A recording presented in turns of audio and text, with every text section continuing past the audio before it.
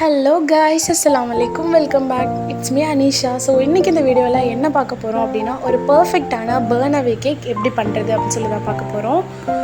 இந்த வீடியோவில் நான் கேக் பேக்கிங் பற்றியோ இல்லை க்ரம் கோட் பற்றியோ நார்மலாக எதுவும் போடலை. பிகாஸ் நான் வந்து டீட்டெயிலாக ஒரு வீடியோ வந்து நம்ம சேனல்லே போஸ்ட் பண்ணியிருக்கேன். அண்ட் சேம் மெத்தடில் தான் கேக் மிக்ஸ் யூஸ் பண்ணி தான் இந்த கேக்கு நான் பண்ணியிருக்கேன். இதில் வந்து கேக் பர்ன் ஆகணுன்னா எப்படி பண்ணணும் அப்படிங்கிறத மட்டும்தான் டீட்டெயிலாக முழுக்க போட்டிருக்கேன். ஸோ உங்களுக்கு பர்னவே கேக் பண்ணணும் அப்படின்னா கண்டிப்பாக இந்த வீடியோ உங்களுக்கு யூஸ்ஃபுல்லாக இருக்கும் அப்படின்னு நான் நம்புகிறேன். ஸோ வீடியோவை ஸ்கிப் பண்ணாமல் பாருங்கள். வாங்க வீடியோக்குள்ளே போகலாம்.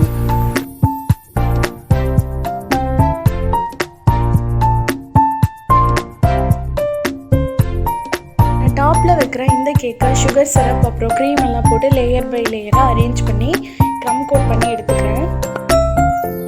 தென் இந்த கேக்லேயே வந்து நான் ஒரு லேயர்லையும் ஸ்ட்ராபெரி க்ரஷ் வந்து ஆட் பண்ணியிருக்கேன். நான் வெறும் க்ரம் கோட் மட்டும்தான் பண்ணுறேன். பிகாஸ் நான் வந்து இதை சுற்றும் ஃப்ளவர்ஸ் போடலாம் அப்படின்னு பிளான் பண்ணியிருக்கேன். ஸோ அவ்வளோ ஃபினிஷிங்காலாம் நான் வந்து இதை பண்ணல.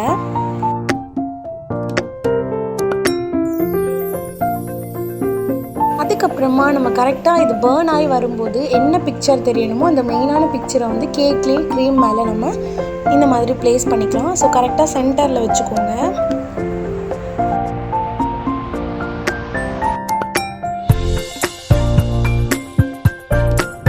நெக்ஸ்ட் அந்த ஃபோட்டோவை சுற்றி நான் வந்து ஃப்ளவர்ஸ் போட்டுக்கிறேன். ஸோ இந்த ஃப்ளவர்ஸ் வந்து கொஞ்சம் ஹைட்டாக இருக்க மாதிரி பார்த்துக்கோங்க. நான் இதுக்கு மேலேயும் வந்து போடுவேன். ஸோ நம்ம வந்து ஃபுல்லாக போட்டு எடுத்துக்கலாம்.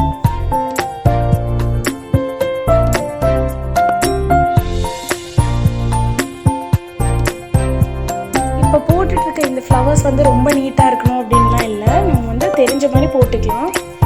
பட் கொஞ்சம் ஹைட்டாக இருக்க மாதிரி பார்த்துக்கோங்க. நான் அதே நோசல்ஸ் வச்சு சுற்றும் ஃப்ளவர்ஸ் போட்டு எடுத்துக்கிறேன். இப்போ நான் போட்டுட்ருக்க இந்த ஃப்ளவர்ஸ் வந்து பார்த்திங்கன்னா அவ்வளோ கிளியராக வந்து இருக்காது. பிகாஸ் வந்து அந்த க்ரீம் வந்து நல்லா ஸ்டிஃப் ஆகிற வரையும் நம்ம பீட் பண்ணுவோம். ஸோ நான் வந்து அதை பண்ணலை. எனக்கு வேணால் டைம் இல்லாதனால நான் எனக்கு முடிஞ்ச மாதிரி சீக்கிரமாக பண்ணி எடுத்துக்கிட்டேன். ஓகே, இப்போ நான் ஓரளவு சுற்றும் ஃப்ளவர்ஸ் எல்லாம் போட்டுட்டேன். இப்படி தான் இந்த கேக் இருக்க போகுது. பட் இதுக்கு மேலே தான் நம்ம வந்து இம்பார்ட்டண்ட்டான அந்த ஒர்க்கெல்லாம் பண்ண போகிறோம்.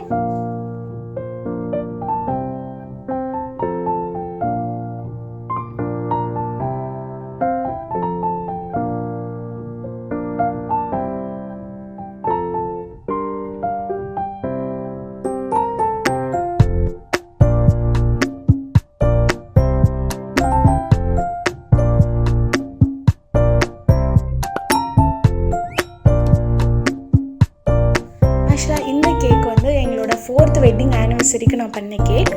ஸோ வந்துட்டு நான் கூகுளில் வந்து 4th ஆனிவர்சரி அப்படிங்கிற இதை வந்து டவுன்லோட் பண்ணி எடுத்துகிட்டு இதை வந்து ஒரு கலர் ஜெராக்ஸ் எடுத்திருக்கேன்.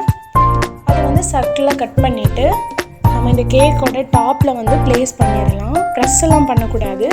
ஸோ நார்மலாக நம்ம வந்து வச்சிடலாம்.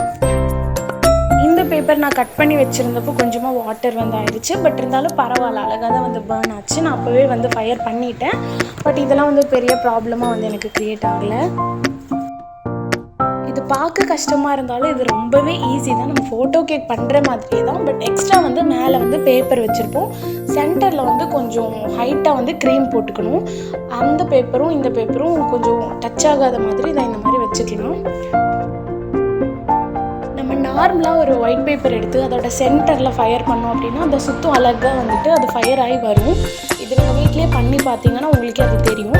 ஸோ அது அந்த ஒரு மெத்தட் மட்டும்தான் இதில் நான் வந்து யூஸ் பண்ணியிருக்கேன்.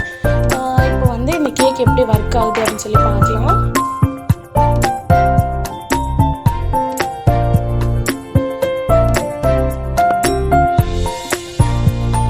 நம்ம சேனலில் art and craft and vlog, makeups and motivation, cooking இந்த மாதிரி வீடியோஸ்லாம் நான் போடுவேன்.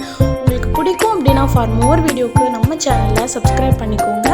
அண்ட் இந்த வீடியோ பிடிச்சிருந்துச்சுன்னா லைக் பண்ணுங்கள், ஷேர் பண்ணுங்கள், கமெண்ட் பண்ணுங்கள். அண்ட் இதே மாதிரி இன்னொரு வீடியோவில் மீட் பண்ணலாம்.